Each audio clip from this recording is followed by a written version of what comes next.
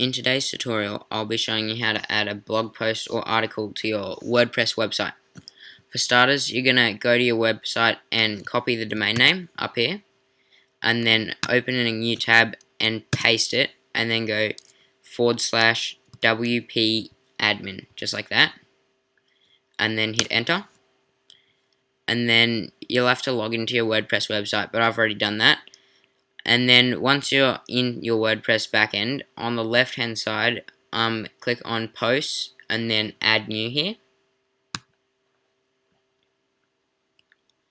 You should see something like this as your article template, and you can just add a title and then some content.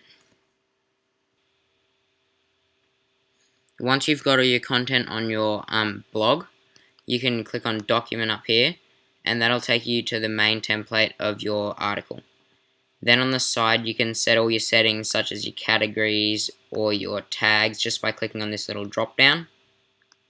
And then once you've set them all up, you can scroll down more and set a featured image or anything you want on this side.